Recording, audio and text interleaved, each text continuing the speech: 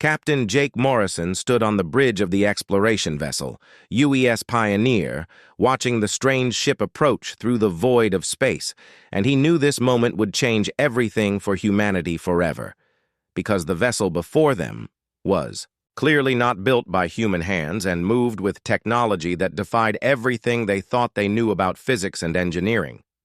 The alien ship was massive and gleaming with surfaces that seemed to bend light around them in impossible ways. And as it drew closer, Jake could see intricate patterns etched into its hull that pulsed with soft blue energy, and the whole thing moved without any visible engines or thrust systems, just gliding through space like it owned the very fabric of reality itself. His communications officer, Lieutenant Danny Williams, looked up from his console with wide eyes and reported that the alien ship was broadcasting on multiple frequencies using mathematical sequences that clearly indicated intelligence and peaceful intentions, though the actual language was completely unknown to their translation computers and would require direct contact to establish any meaningful dialogue. Jake felt his heart racing as he realized he was about to become the first human being to speak with an intelligent alien species, and the weight of representing all of humanity in this historic moment pressed down on his shoulders like a physical force.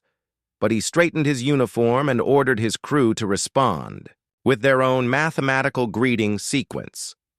The response came immediately, and within minutes, both ships had established a basic communication protocol that allowed for real-time translation of simple concepts, and the alien vessel requested permission to come aboard the Pioneer for face-to-face contact, which Jake granted despite the obvious risks, because this opportunity might never come again.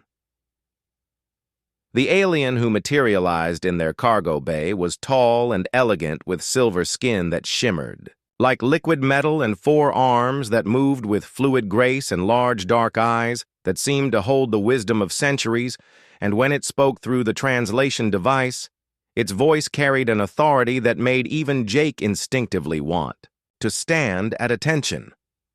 The being introduced itself as Admiral Zethkar of the Vorthan Empire and representative of something called the Galactic Confederation, and Jake could tell immediately that this was not just a random encounter, but a deliberate meeting orchestrated by powers beyond human understanding, and the implications of that realization sent chills down his spine.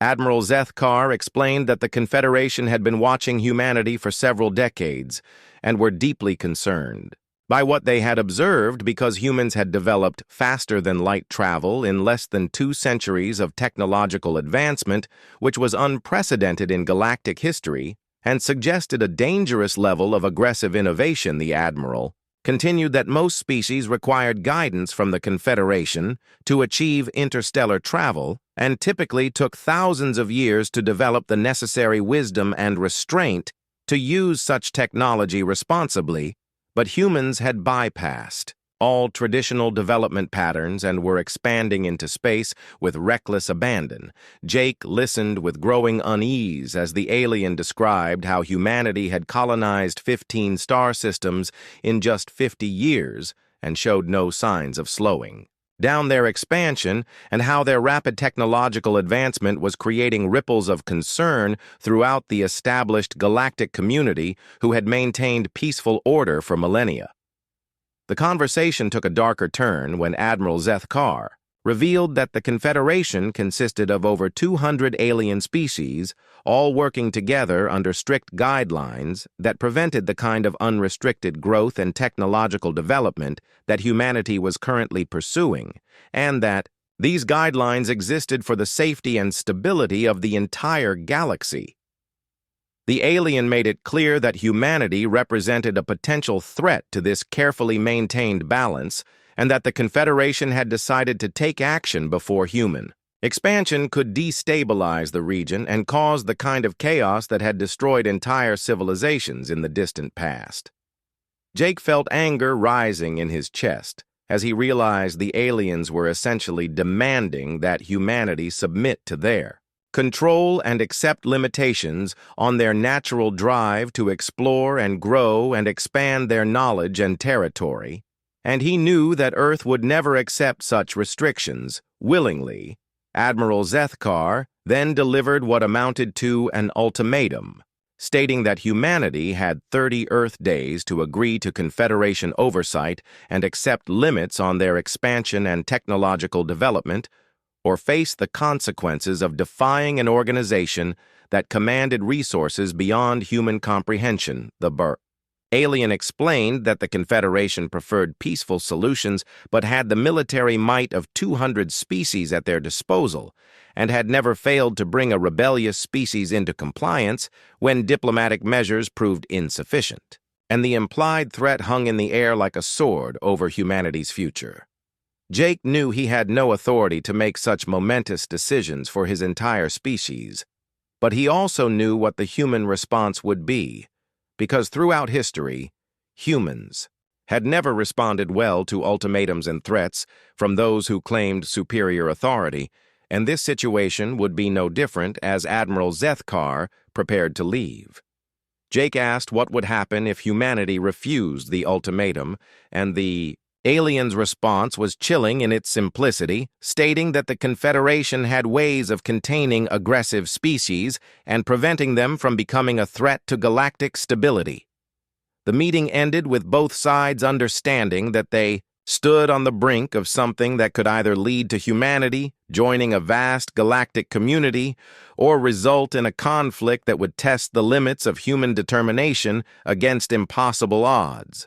Jake watched the alien ship disappear into hyperspace and immediately ordered his crew to set course for Earth at maximum speed because President Alan Cooper and the United Earth government needed to know that humanity was about to face the greatest challenge in its history, and the choices made in the coming days would determine whether the human race would bow to alien authority or fight for their freedom among the stars. 6 months had passed since President Alan Cooper delivered humanity's defiant response to the Galactic Confederation's ultimatum, and now the consequences of that defiance filled the void around every human colony as massive alien fleets materialized from hyperspace and formed an impenetrable wall around human territory. General Ryan Hayes stood in the command center on Earth, watching the tactical displays that showed the true scope of what humanity faced, because the aliens had brought over 10,000 ships of various sizes and designs representing dozens of different species, all working together under the banner of something called Operation Containment. The fleet was commanded by Fleet Admiral Kethvar, a legendary military strategist, whose reputation for tactical brilliance was known throughout the galaxy, and whose previous campaigns had never resulted in anything but total victory for the Confederation forces, and this knowledge weighed heavily on every human military commander-admiral. Claire Jackson of the Earth Space Navy studied the enemy formations with growing concern because her entire fleet consisted of only 300 combat vessels, and while human technology had advanced rapidly in recent decades, it was still primitive compared to the energy shields and quantum weapons that the alien forces possessed. Dr. Nathan Scott worked frantically in his laboratory alongside physicist Dr. Amy Chen and engineer Captain Steve Rodriguez, trying to develop countermeasures against alien technology that seemed to violate the basic laws of physics as humans understood them, and every test revealed just how outmatched humanity was in terms of raw technological superiority.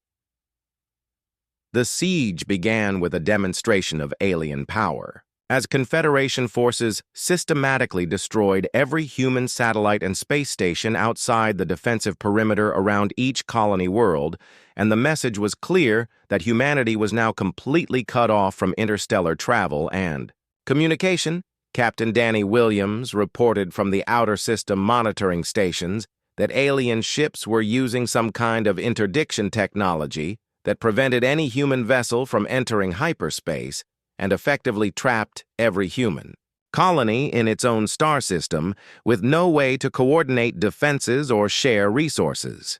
The first major engagement occurred when Colonel Ben Tyler led a desperate defense of the mining colony at Proxima Centauri after Confederation forces moved to capture the system's valuable resources, and despite being outnumbered 50-1, the human defenders managed to inflict surprising casualties using unconventional tactics. Tyler's forces had rigged mining explosives to create improvised weapons, and used the asteroid field around the colony to mask their movements while launching surprise attacks against alien supply ships that were not expecting such desperate and creative resistance from what they considered a primitive species. The battle lasted 3 days, and while the human defenders were eventually overwhelmed, they had managed to destroy 12 alien vessels and capture valuable intelligence about Confederation technology and tactics which was transmitted to Earth before. The colony's final communication array was destroyed.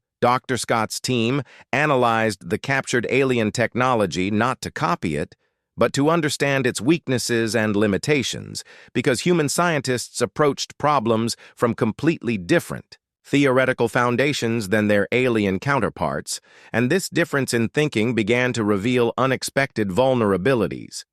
The breakthrough came when Amy Chen discovered that alien energy shields operated on harmonic frequencies that could be disrupted by specific electromagnetic pulses, and while the aliens had thousands of years to perfect their defensive systems, they had never encountered opponents who approached the problem from such an unorthodox angle. Meanwhile, on the besieged colony of New Boston civilian engineer Kate Morrison was working with limited resources to maintain the colony's defensive systems, and she made a remarkable discovery about manufacturing techniques that could revolutionize human military production capabilities. Kate found that by modifying standard industrial equipment with specific frequency modulators, she could mass-produce advanced circuit components that normally required specialized facilities, and this innovation meant that even isolated colonies could potentially manufacture sophisticated weapons and defensive systems. Her discovery spread through the human colonies via hidden quantum communication networks that the aliens had not yet detected because human quantum encryption methods were based on mathematical principles that the Confederation's monitoring systems were not designed to recognize. General Hayes realized that humanity's greatest advantage was not their technology, but their ability to adapt and innovate under pressure. Because while the alien forces followed rigid tactical doctrines that had worked for millennia, they had never faced opponents who could change their entire approach to warfare in a matter of weeks. Lieutenant Commander Alex Warren began developing new tactical doctrines that exploited the Confederation's predictable command structure and their tendency to rely on established procedures rather than adapting to unexpected situations. And these new strategies turned humanity's smaller numbers into an advantage through superior mobility. The turning point came when Admiral Jackson launched a coordinated strike called Operation Breakout, which involved simultaneous attacks on 12 different Confederation positions using newly developed electromagnetic pulse weapons that could temporarily disable alien shields and allow human forces to strike with conventional weapons. The operation succeeded beyond all expectations as human forces managed to punch through the alien blockade at multiple points, and for the first time since the siege began, Confederation forces found themselves on the defensive as human ships began striking supply lines and communication relays. Captain Jake Morrison led one of the breakthrough squadrons and reported that the aliens seemed genuinely shocked by human tactical flexibility and technological adaptation because they had expected to face the same species they had encountered 6 months earlier, but instead found opponents who had completely revolutionized their approach to warfare. The success of Operation Breakout sent shockwaves through the Confederation command structure because Fleet Admiral Kethvar had never faced an enemy that could adapt so quickly to changing circumstances, and his carefully planned siege was beginning to unravel as human forces exploited weaknesses he had not known existed. News of the human breakthrough spread throughout the galaxy via Confederation communication networks, and for the first time in millennia, member species began to question whether the mighty Confederation military was truly invincible and whether the humans might actually have a chance against impossible odds. Dr. Scott's latest innovation involved something he called reality anchor technology, which could disrupt the quantum fields that alien weapons and shields depended on. And preliminary tests suggested that this breakthrough might level the playing field between human and alien forces, as reports of human successes reached the Confederation High Command. They realized that what had begun as a simple containment operation was rapidly escalating into something far more dangerous and unpredictable than anything they had faced in their long history of galactic dominance. The breakthrough that changed everything came when Dr. Nathan Scott's team successfully tested their first prototype ghost ship technology in a hidden facility deep within the asteroid belt where Confederation sensors could not detect their experiments. And the results exceeded their wildest expectations. The ghost ship could phase out of normal space-time for brief periods, which allowed it to bypass alien energy shields and conventional detection systems entirely, and while the technology was still experimental and dangerous, it represented humanity's first real advantage over their technologically superior enemies.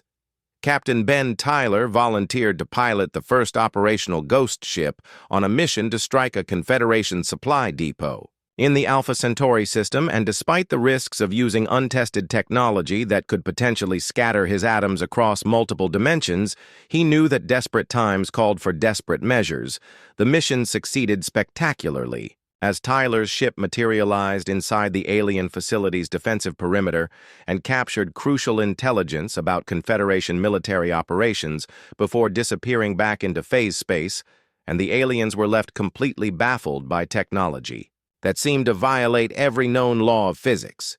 The captured intelligence revealed that the Confederation had been suppressing technological development across the galaxy for thousands of years and keeping member species dependent on centralized authority, rather than allowing them to develop their own advanced capabilities, and this information would prove crucial in the coming conflict.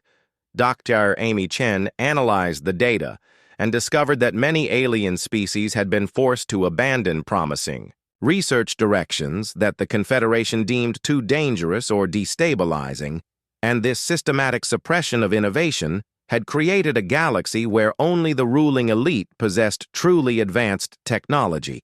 Meanwhile, Kate Morrison's revolutionary manufacturing techniques were spreading throughout human space as colonies began producing their own advanced weapons and defensive systems using modified industrial equipment, and the production capacity of human civilization was increasing exponentially. Every day, her innovations allowed even the smallest outpost to manufacture quantum processors and electromagnetic pulse generators that could compete with alien technology, and the decentralized nature of human manufacturing made it impossible for Confederation forces to target critical production facilities. Lieutenant Commander Alex Warren developed new tactical doctrines that took advantage of the ghost ship technology and human manufacturing capabilities, and his strategies focused on mobility and unpredictability, rather than trying to match the aliens in conventional firepower.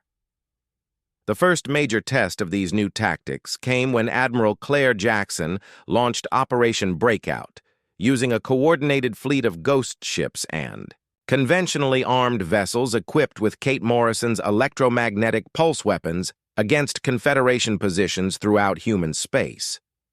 The operation was a complete success, as human forces struck 12 Confederation positions simultaneously, and the aliens found themselves unable to defend against enemies that could appear and disappear at will while using weapons that disrupted their most advanced defensive systems Fleet Admiral Kethvar of the Confederation forces had never encountered. Opponents who could adapt so quickly to changing circumstances and his carefully planned siege began to crumble as human forces exploited weaknesses in alien tactics that had remained unchanged for millennia. Captain Jake Morrison led deep reconnaissance missions using ghost ship technology to gather intelligence on Confederation operations throughout the galaxy, and what he discovered shocked even the most optimistic human strategists, because the alien alliance was far more fragile than anyone had realized. Many member species of the Confederation were growing tired of the restrictions placed on their technological and cultural development, and some were beginning to question why they were fighting against humans who had never threatened them directly and seemed to offer an alternative to the rigid control structure. The Karathi Republic was the first alien species to make secret contact with human forces through Ambassador Helen Garcia, who had been working to establish diplomatic relations with moderate factions within the Confederation, and the implications of this first alien alliance sent shockwaves through both human and alien command structures. The Karathi provided crucial intelligence about Confederation military weaknesses in exchange for access to human innovation techniques and manufacturing technology, and this partnership proved that not all aliens were committed to humanity's destruction. Dr. Scott's team used Karathi scientific knowledge to develop their most ambitious project yet, which they called the Reality Anchor System. And this technology could disrupt quantum fields across entire star systems and effectively neutralize the technological advantages that Confederation forces relied upon. The Reality Anchor technology was first deployed during a major battle in the Vega system, where human forces faced a Confederation fleet of over 500 ships, and the results were devastating for the alien forces as their shields and quantum weapons simply stopped functioning. Captain Tyler led the human assault using a fleet of ghost ships supported by Reality Anchor technology and conventional forces equipped with electromagnetic pulse weapons, and the battle became a rout. As Confederation forces found themselves outgunned by opponents they had dismissed as primitives, news of the human victory at Vega spread throughout the galaxy, and more alien species began to question the wisdom of supporting a war against humans, who seemed to possess technological capabilities that exceeded even Confederation standards and who offered partnership rather than domination. The Nexari Collective and several smaller species began openly criticizing Confederation leadership and demanding explanations for why they were fighting a war that seemed to benefit only the ruling elite while exposing their own worlds to potential retaliation from increasingly powerful human forces. High Counselor Drakmoth of the ancient Zelani species ordered increasingly brutal crackdowns on dissent within Confederation territory. But these harsh measures only fueled more rebellion, as species that had been suppressed for millennia began to see humans as potential liberators rather than threats. General Ryan Hayes coordinated a series of strikes against Confederation infrastructure using intelligence provided by alien allies and human ghost ship technology, and these operations demonstrated that the Confederation could no longer protect its member species from human military capabilities. The war was entering a new phase where humans were no longer simply defending their territory, but actively dismantling the power structure that had dominated the galaxy for thousands of years, and the implications of this shift were not lost on either side of the conflict. As more alien species began defecting to the human cause or declaring neutrality, the Confederation found itself fighting a multi-front war against enemies that included not only humans, but also their own former allies, and the unity that had been their greatest strength was beginning to fracture under pressure. The fractures in the Galactic Confederation became visible cracks when the Karathi Republic officially announced their alliance with humanity and provided detailed intelligence about Confederation suppression policies that had kept dozens of species from developing their full technological potential for thousands of years. Ambassador Helen Garcia worked tirelessly to expand these cracks into full breaks as she made contact with species after species that had grown tired of Confederation restrictions on their scientific research and cultural development, and many were eager to learn about human innovation techniques that promised rapid advancement.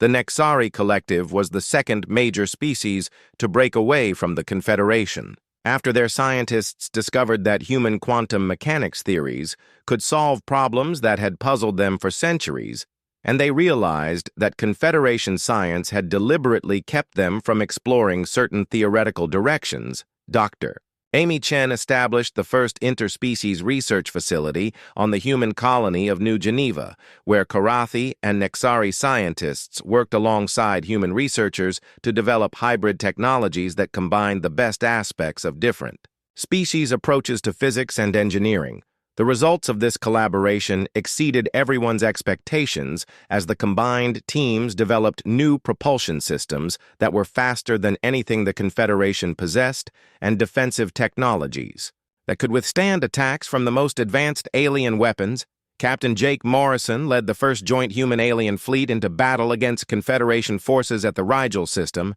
and the psychological impact of seeing former Confederation species fighting alongside humans was devastating to alien morale throughout the galaxy fleet.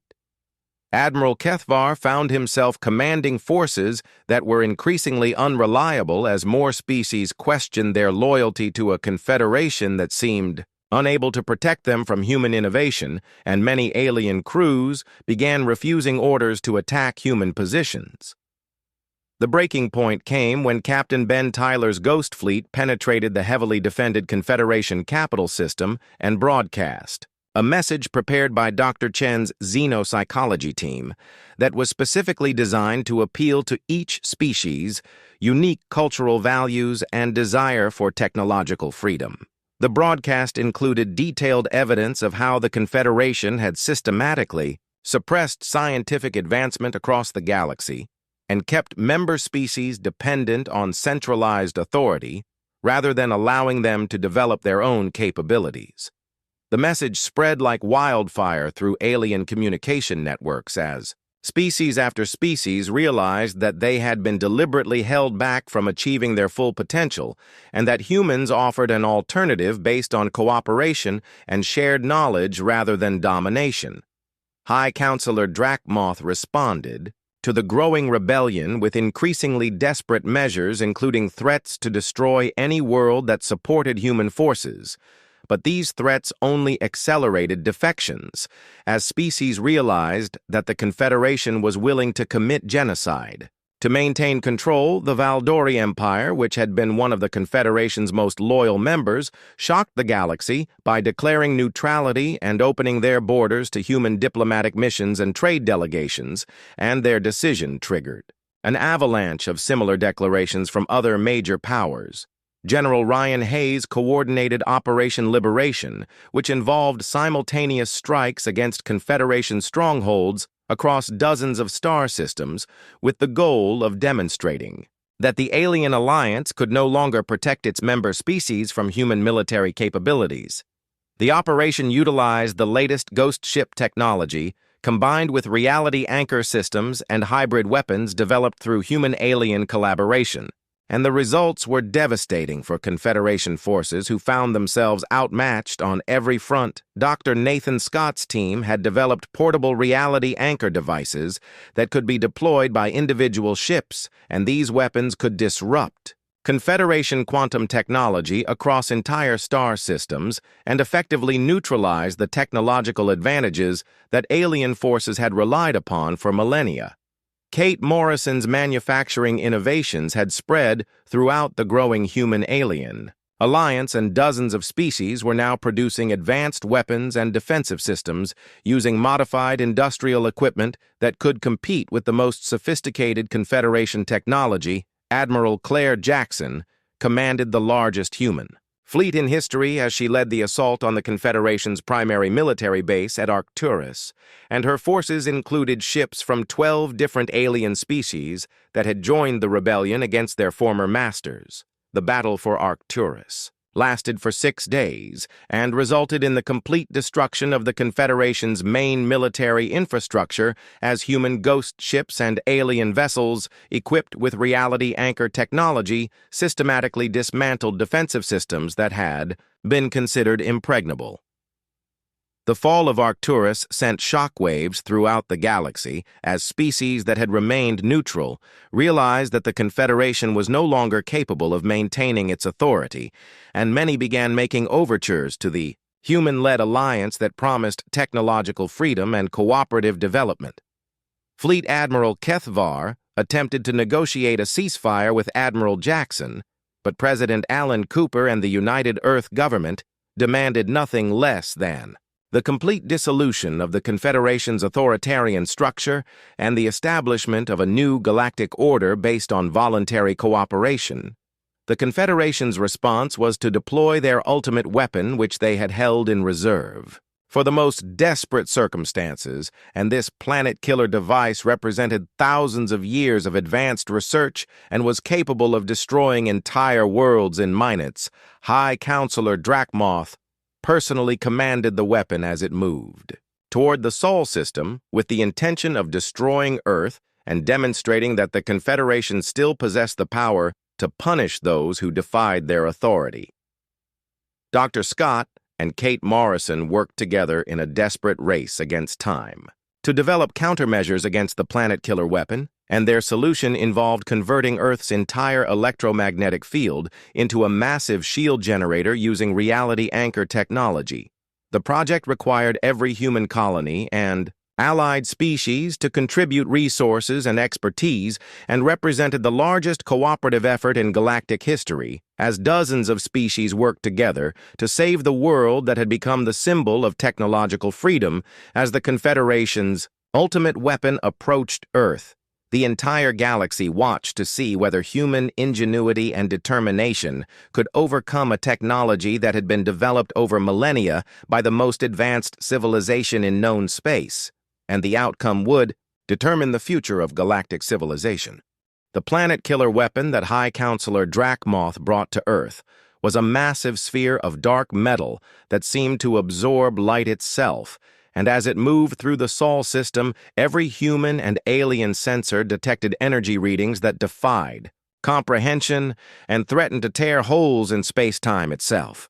Dr. Nathan Scott worked frantically with Kate Morrison and scientists from a dozen allied alien species to complete the planetary defense grid that would turn Earth's entire electromagnetic field into a shield system, and they had less than 72 hours before the weapon would be in position to fire.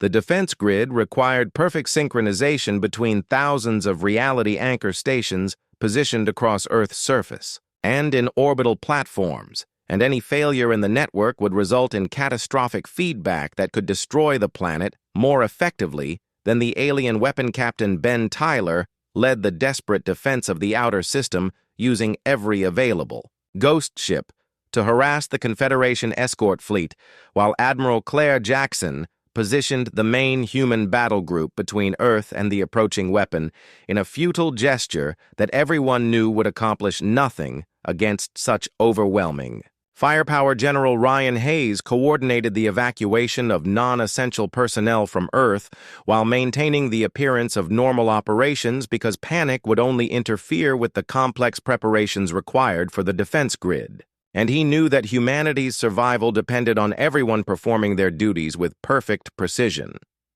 The Karathi Republic and Nexari Collective sent their most advanced warships to join the defense of Earth, despite knowing that their technology was inadequate against the planet-killer weapon, because they understood that humanity's fate would determine whether technological freedom would survive in the galaxy. President Alan Cooper addressed the galaxy from the White House as the weapon approached, and his message was broadcast to every world in known space, declaring that humanity would never surrender their right to grow and explore and innovate, regardless of the consequences. Dr. Amy Chen's analysis of the weapon revealed that it operated by creating artificial singularities that could tear planets apart at the molecular level, and the only defense would be to disrupt the quantum fields that contain these miniature black holes. But the energy requirements were beyond anything ever attempted. The breakthrough came when Valdori scientists provided crucial data about quantum field manipulation that allowed Scott's team to modify their reality anchor technology to create interference patterns that could potentially destabilize the weapon's containment systems. Kate Morrison's manufacturing network produced millions of specialized components in record time as human colonies and alien worlds worked together to build the largest engineering project in galactic history, and every species in the Alliance contributed their unique expertise to the effort.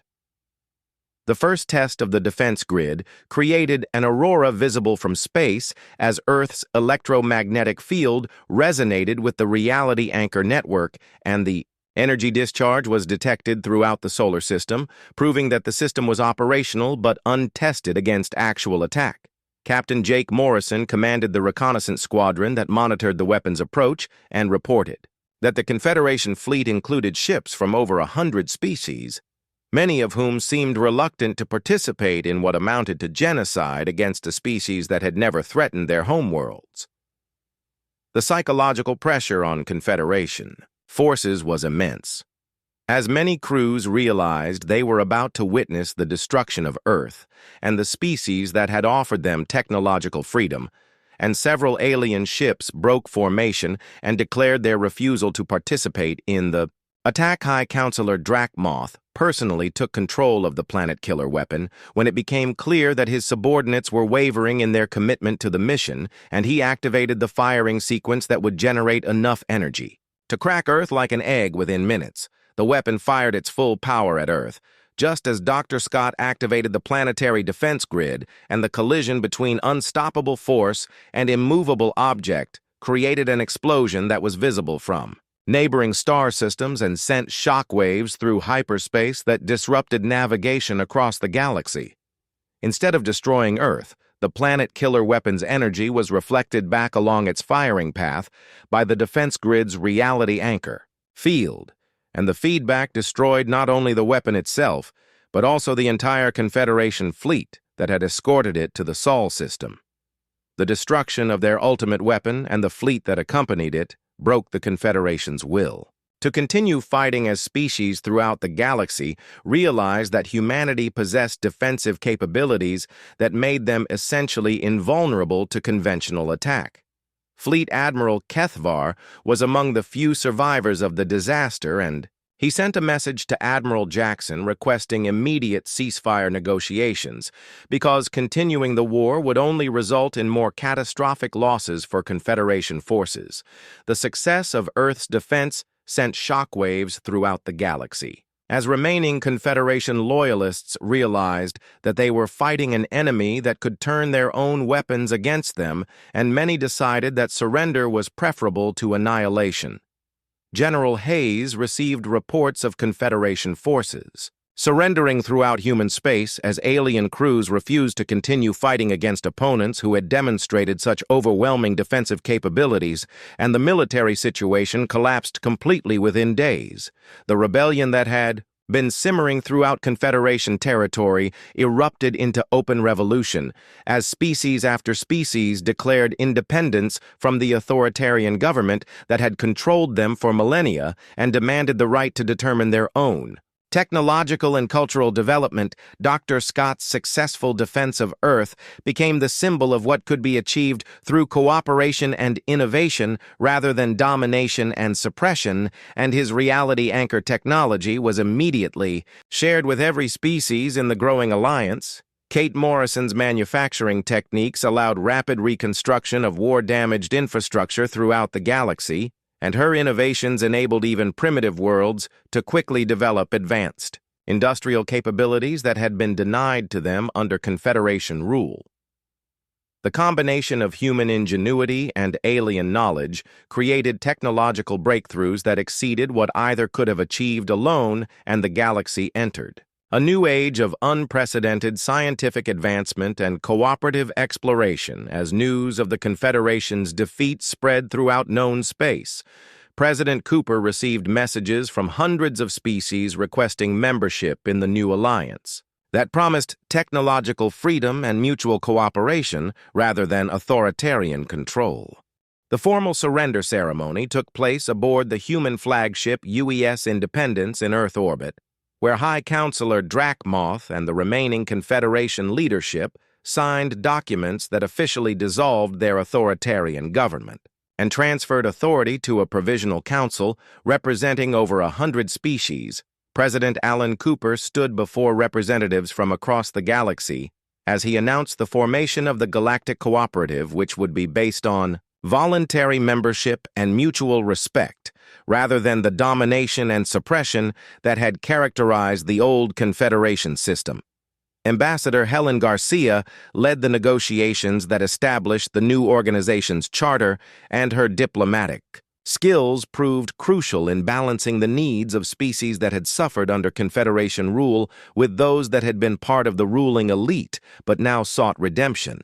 The charter guaranteed every species the right to technological and cultural development without interference from centralized authority, and established cooperative research programs that would allow sharing of knowledge and resources for the benefit of all members. Captain Jake Morrison was appointed as the first human representative to the Cooperative Council, and his experience with First Contact and his understanding of both human and alien perspectives made him the ideal choice to help guide the new organization through its early challenges. Dr. Nathan Scott became director of the Galactic Institute of Technology, where human and alien scientists worked together to push the boundaries of what was possible, and his reality anchor technology became the foundation for advances that transformed life. Throughout the galaxy, Kate Morrison's manufacturing innovations were adopted by every member species, and her techniques enabled rapid industrial development that brought previously primitive worlds to technological parity with advanced civilizations, in a matter of years rather than centuries. The Karathi Republic and Nexari Collective became humanity's closest allies, and their scientific collaboration led to breakthroughs in faster-than-light travel that allowed exploration of previously unreachable regions of the galaxy. Admiral Claire Jackson commanded the new Cooperative Defense Force, which was organized around the principle of mutual protection rather than conquest, and her fleet included ships from dozens of species working together to maintain peace and stability. The transformation of galactic civilization happened with surprising speed as species after species embraced the freedom to develop their own technologies and cultures without interference from centralized authority, and the results exceeded everyone's expectations. Former Confederation worlds that had been held back for millennia suddenly blossomed with innovation and creativity as their scientists and engineers were free to explore ideas that had been forbidden under the old system of technological suppression. The reality anchor technology that had saved Earth was adapted for peaceful purposes, including terraforming systems that could transform barren worlds into garden paradises and manufacturing processes that could create complex materials from basic elements. General Ryan Hayes oversaw the peaceful integration of former Confederation military forces into the new Cooperative Defense Force, and his diplomatic approach helped former enemies become allies in maintaining galactic stability. Captain Ben Tyler led the first joint exploration mission beyond the galactic rim, where human ghost ships and alien vessels equipped with hybrid technology discovered new worlds and civilizations that had never been contacted by the old Confederation. The success of the Galactic Cooperative proved that diversity of thought and approach created strength rather than weakness, and that cooperation was more effective than domination in achieving lasting peace and prosperity. Dr. Amy Chen's xenopsychology research helped establish cultural exchange programs that allowed species to learn from each other while maintaining their unique identities, and these programs became the foundation for unprecedented cooperation between diverse civilizations. The old Confederation's archives revealed the full extent of technological suppression that had kept the galaxy stagnant for millennia, and the liberation of this knowledge led to rapid advances in every field of science and engineering. Fleet Admiral Kethvar, who had surrendered after the destruction of the planet-killer weapon, became an advocate for the new system, and his military expertise helped design defensive strategies that protected member worlds without threatening their neighbors. The transformation was not without challenges, as some species struggled to adapt to freedom after millennia of authoritarian control, but the cooperative's support systems helped them develop their own capabilities while maintaining stability. President Cooper reflected on how humanity's refusal to accept limitations had not only secured their own freedom, but had liberated an entire galaxy from stagnation and opened up possibilities that no one had imagined under the old system. The galaxy had indeed united against humanity, bringing overwhelming force and ancient wisdom to bear against the newcomers. But it had not been enough, because human determination and creativity had proved unstoppable. When fighting for freedom and progress, humanity's greatest strength had never been their technology or their weapons, but their absolute refusal to accept that something could not be done, and their willingness to question authority and imagine better alternatives to established systems. The final scene showed human ships accompanied by vessels from dozens of allied species heading out beyond the galactic rim to explore what lay in the dark between galaxies because the adventure was just beginning and there were always new frontiers to discover. The transformation of the galaxy from an authoritarian confederation to a cooperative alliance based on freedom and mutual respect had taken less than 2 years, but the changes would echo through history for millennia to come. As the exploration fleets disappeared into the void between galaxies, observers throughout known space understood that they were witnessing the beginning of a new age, where the only limits on progress and discovery were those imposed by imagination and determination.